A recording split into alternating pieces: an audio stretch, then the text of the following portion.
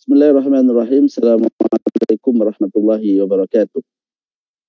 Alhamdulillahirabbil alamin wassalatu wassalamu ala sayyidil mursalin nabiyina Muhammad wa ala alihi wa ashabihi ajma'in. Amma ba'd. Kaum muslimin dan kaum muslimat, ikhwan dan akhwat yang dirahmati oleh Allah Subhanahu wa taala. Alhamdulillah pada pagi hari ini kembali kita berjumpa di fanpage Markas Inayah.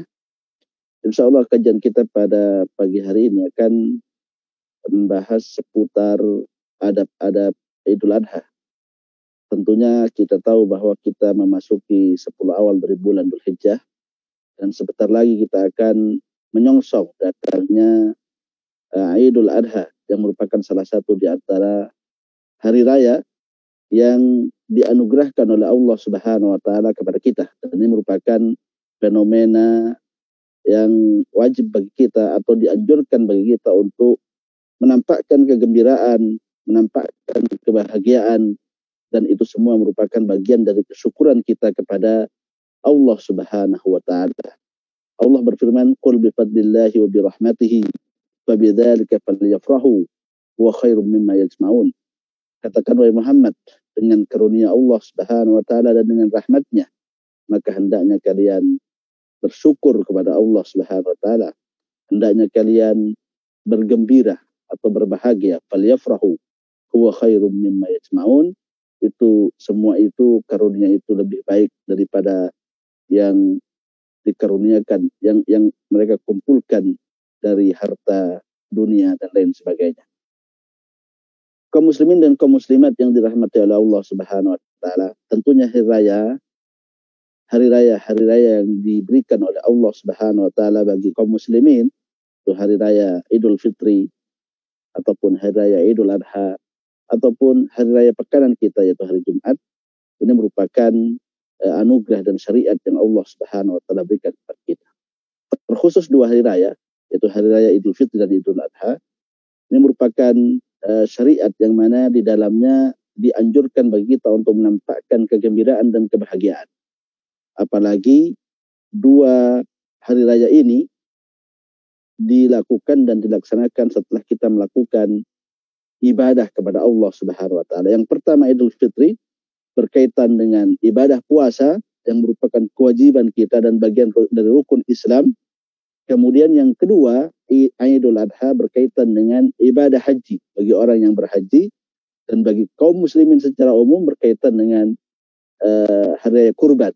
Hari raya kurban yang juga disyariatkan oleh Allah Subhanahu wa taala.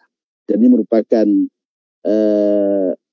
sebuah fakta dan realita yang kita bisa ambil kesimpulan di dalamnya bahwa orang yang sudah beribadah kepada Allah Subhanahu wa taala mengorbankan yang dia miliki dari hartanya, dari jiwanya, dari waktunya demi untuk Allah Subhanahu wa taala, maka mereka akan bergembira, mereka akan berbahagia, dan itu diizinkan oleh Allah Subhanahu wa taala sebagaimana ayat yang kita jelaskan tadi.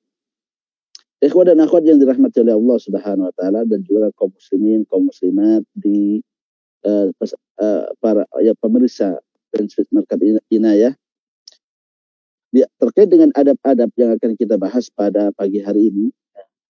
Terkait dengan adab yang pertama adalah memperbanyak zikir kepada Allah Subhanahu wa taala, khususnya pada hari raya Idul Adha, yaitu memperbanyak bertakbir kepada Allah Subhanahu wa taala. Bahkan takbir ini disyariatkan sejak pertama kali masuknya bulan Dzulhijjah, dan ini disebut dengan takbir muqayyad atau takbir mutlak.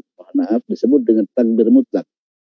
Sejak awal hari atau awal detik masuknya bulan Dzulhijjah, maka sudah kita disyariatkan untuk memperbanyak takbir kepada Allah Subhanahu wa taala, mengucapkan Allahu Akbar, la ilaha illallah, Allahu Akbar walillahil hamd. Ini kita perbanyak dalam kesempatan kita, ya, tidak ada batasan-batasannya dan tidak ada waktu-waktunya. Kita lakukan bersama dengan kegiatan kita sehari-hari, sehingga kemudian kita banyak berpikir kepada Allah Subhanahu wa taala. Dan ini kata para ulama kita berdasarkan dari firman Allah Subhanahu wa taala, liyashhadu manafi'a lahum wa yadhkuru ismallahi alaihi fi ayyamin ma'lumat ala ma razaqahum min bahimatil an'am. Bahwa bulan-bulan haji atau hari-hari haji diberikan oleh Allah Subhanahu wa taala agar mereka mendapatkan manfaat-manfaat dan agar mereka berzikir kepada Allah Subhanahu wa taala atas kenikmatan yang Allah berikan berupa hewan ternak dan lain sebagainya. Ikhwan dan akhwat, kaum muslimin dan kaum muslimat yang dirahmati oleh Allah Subhanahu wa taala, kemudian takbir yang kedua adalah takbir muqayyad, yaitu takbir yang terikat dengan waktu, dan ini dimulai sejak terbitnya matahari pada tanggal 9 bulan Dzulhijjah, yaitu hari Arafah.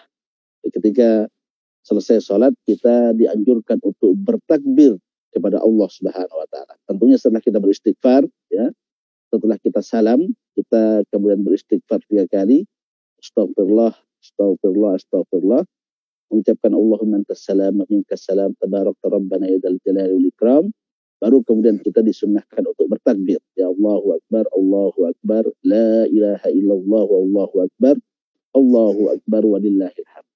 Kedua takbir ini, yaitu takbir mutlak dan takbir muqayyad, ini selesai pada tanggal 13 bulan Dzulhijjah, yaitu pada tenggelamnya matahari pada tanggal 13 bulan Dzulhijjah di hari akhir hari-hari tasyrik. Jadi ini adalah zikir atau takbir yang disunnahkan untuk diperbanyak ketika kita memasuki bulan Dzulhijjah, terkhusus juga ketika kita berada pada hari raya Idul Adha, ketika pergi ke tempat Idul Adha dan lain sebagainya.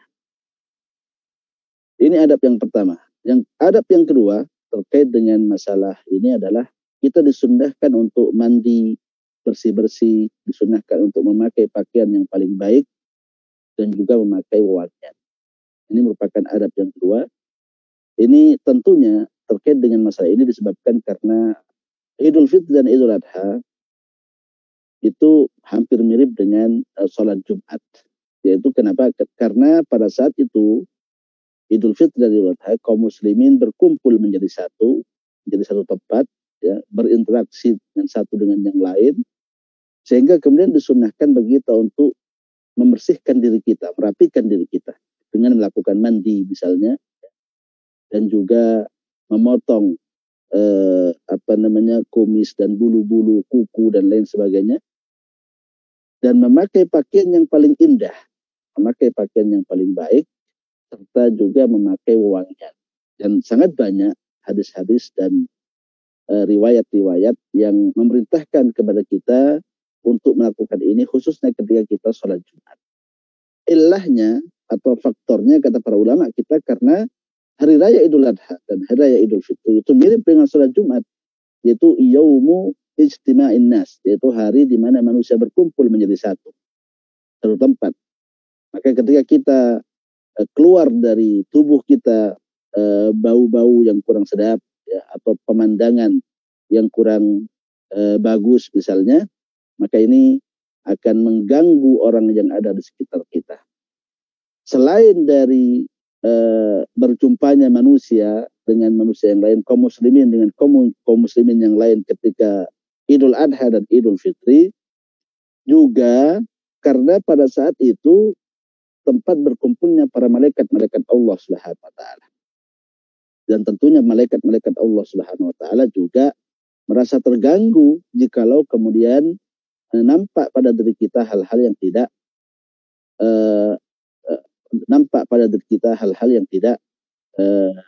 yang tidak baik, bahkan keluar dari diri kita mungkin bebauan yang kurang baik. Maka adab yang kedua terkait dengan sholat Idul Adha maupun sholat Idul Fitri adalah membersihkan diri kita dengan sebaik-baiknya dengan mandi dan memilih pakaian-pakaian kita yang terbaik, dan kemudian juga adalah dengan memakai minyak wangi jikalau kita memiliki, dan itu sangat disunnahkan dan dianjurkan. Kemudian yang ketiga, sunnah yang ketiga adalah mengenai makan. Ketika Idul Adha, sebelum kita berangkat ke tanah lapang, maka kita tidak disunnahkan untuk memakan sesuatu apapun atau meminum sesuatu apapun. ketika Idul Adha. Berbeda dengan Idul Fitri. Ketika Idul Fitri kita disunnahkan untuk memakan sesuatu, apakah itu kurma, apakah kita itu minum air dan lain sebagainya, untuk menegaskan bahwa kita berbuka ketika kita berangkat ke tanah lapang. Ini untuk salat Idul Fitri, karena memang Idul Fitri berkaitan dengan berbuka dari puasa yang telah kita lakukan selama 1 bulan penuh. Adapun terkait dengan Idul Adha, maka sunnahnya adalah kita tidak memulai hari itu dengan memakan makanan sedikit pun ataupun dengan meminum minuman. Ya. Kenapa? Karena kita disunnahkan makan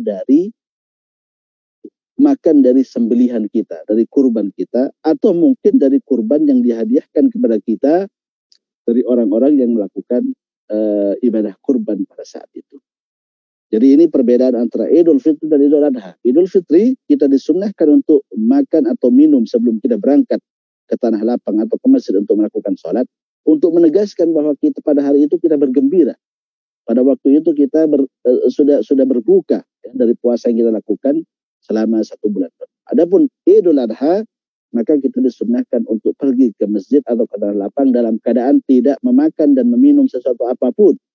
Karena sunnahnya adalah kita makan setelah pulang dari tanah lapang, atau makan dari makanan-makanan atau dari daging yang kita kurbankan, atau dari daging yang dihadiahkan kepada kita dari orang-orang yang berkurban. Ini merupakan adab yang ketiga terkait dengan Idul Adha maupun Idul Fitri. Kemudian yang keempat, adab yang keempat terkait dengan hal ini adalah kita mencari jalan yang berbeda antara pulang dan pergi. Ya, mencari jalan yang berbeda antara pulang dan pergi.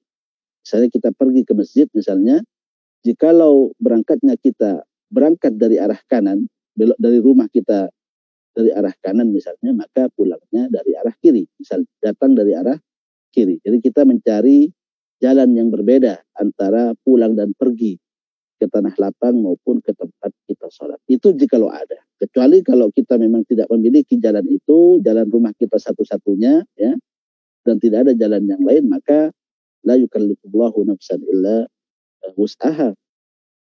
Tujuan dari mencari jalan beda ini banyak ya penafsiran para ulama kita. Ada yang mengatakan bahwasanya agar memperbanyak saksi bagi kita ketika kita berangkat dan pulang dari masjid, saksi dari kalangan malaikat-malaikat Allah Subhanahu wa taala ataupun dari kalangan makhluk-makhluk Allah Subhanahu wa taala misalnya, atau juga agar kemudian kita berjumpa dengan wajah-wajah berbeda ketika pulang dan pergi, ya. Tentunya tetangga kita yang sebelah kanan berbeda dengan tetangga kita sebelah kiri, sehingga kita bisa memperluas silaturahmi kita dengan sesama kaum muslimin. Ini adab yang keempat. Adab yang kelima bagi orang-orang yang melakukan Idul Adha atau Idul Fitri adalah saling mengucapkan selamat, ya, tahniah. Bagaimana kita katakan bahwasanya hari raya ini merupakan syariat yang mana diperbolehkan bagi kita atau dianjurkan bagi kita untuk menampakkan kesenangan, kebahagiaan, ya, kegembiraan kita ketika pada waktu itu. Bahkan kegembiraan kita pada waktu itu adalah ibadah kepada Allah Subhanahu wa taala. Karena pada tempat kita sudah beribadah, kita sudah berupaya sekuat tenaga untuk mendekatkan diri kita kepada Allah Subhanahu wa taala, maka kita diperbolehkan atau disyariatkan bagi kita untuk bergembira pada waktu itu. Kalau Idul Fitri berkenaan dengan sholat, berkenaan dengan ibadah puasa, adapun Idul Adha berkenaan dengan ibadah haji, ya, dan juga berkenaan dengan ibadah kurban. Dan ya, mungkin uniknya kedua-duanya didahului dengan puasa, meskipun Idul Fitri dengan puasa wajib, ya, puasa di bulan Ramadan, adapun hari raya Idul Adha didahului dengan puasa Arafah tanggal 9, meskipun hukumnya sunnah, namun ada kemiripan, yaitu dua-duanya didahului dengan ibadah puasa kepada Allah Subhanahu wa taala. Maka setelah ini semua kita dibolehkan, ya, atau bahkan kita katakan disyariatkan untuk bergembira.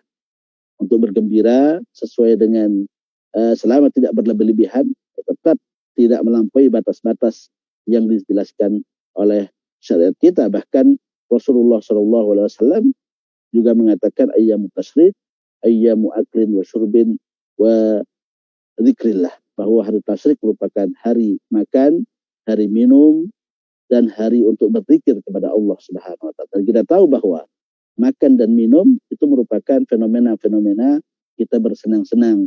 Itu merupakan sesuatu yang kita sukai. Fenomena kita bergembira dan bahagia. Tapi tentunya dengan batasan-batasan dan tidak melampaui batas. Jadi ini diperbolehkan bagi kita atau disunnahkan bagi kita untuk saling mengucapkan selamat kepada orang-orang yang ada sekitar kita. Misalnya taqabbalallahu minna wa minkum shalihal a'mal, ya. Atau qa'idukum mubarak, atau taqabbalallahu minna wa minkum shalihal a'mal. Ini sebagaimana datang riwayat dari para tabi'in yang menjelaskan bahwa kana ashabu Rasulullah sallallahu alaihi wasallam yuhanni ba'duna ba'dha taqabbalallahu minna wa minkum shalihal a'mal, atau taqabbalallahu minna wa minkum. Ini merupakan ucapan-ucapan yang dilakukan oleh sahabat-sahabat Rasulullah sallallahu alaihi wasallam pada saat itu. Maka diperbolehkan bagi kita untuk memperbanyak mengucapkan selamat, mengucapkan tahniah kepada orang-orang yang ada sekitar kita. Dan tentunya ini akan semakin indah dengan bersilaturahmi, memperkuat hubungan antara sesama kaum muslimin, tangga antara keluarga dan handai taulan, dan lain sebagainya. Jadi mengucapkan selamat ini, yaitu selamat Idul Adha ataupun Idul Fitri, ini akan semakin sempurna jikalau ditambah dengan kunjungan-kunjungan kita ke tempat saudara-saudara kita, ke tempat sanak famili kita, kepada orang tua kita juga yang paling penting, dan juga kepada saudara-saudara kita. Maka ini diperbolehkan, ya. Bahkan kita juga diperbolehkan untuk natawassa qalilan fil akli wasyurb, yaitu sedikit berluas-luas dalam makan dan minum. Artinya menyiapkan makanan-makanan yang tidak kita makan pada hari-hari biasa. Misalnya dengan makanan-makanan yang kita katakan mewah, ya, makan daging misalnya, atau makanan-makanan yang tidak biasa kita makan pada hari-hari biasa. Dan ini diperbolehkan, dan ini merupakan al-farah al-mahmud, kegembiraan yang terpuji, yang diperbolehkan bagi kaum muslimin untuk melakukan itu semua ketika kita berhari raya, baik hari raya Idul Fitri maupun hari raya Idul Adha. Kaum muslimin dan kaum muslimat yang dirahmati oleh Allah Subhanahu wa taala, inilah adab-adab yang kita jelaskan pada pagi hari ini. Dan adab-adab ini kendati bukan wajib ya hukumnya, namun kalau kita berhias dengan adab-adab ini maka akan menambah pahala-pahala kita kepada Allah Subhanahu wa taala, dan juga menambah keimanan dan takwa kita kepadanya, dan juga menambah keindahan kita. Karena ketika kita beradab atau berhias dengan adab, maka itu akan menambah keelokan, akan menambah keindahan dari tutur kata kita, dari tingkah laku kita, dan lain sebagainya. Ikhwan dan akhwat kaum muslimin dan kaum muslimat yang dirahmati oleh Allah Subhanahu wa taala, inilah kajian kita pada pagi hari ini terkait dengan adab-adab Idul Adha. Mungkin ada beberapa hal yang mungkin tidak disebutkan, tetapi yang kita sebutkan tadi itu merupakan faktor-faktor yang terpenting dalam kita beridul Adha. Sampai di sini dulu kajian kita pada pagi hari ini. Wassalamualaikum warahmatullahi wabarakatuh.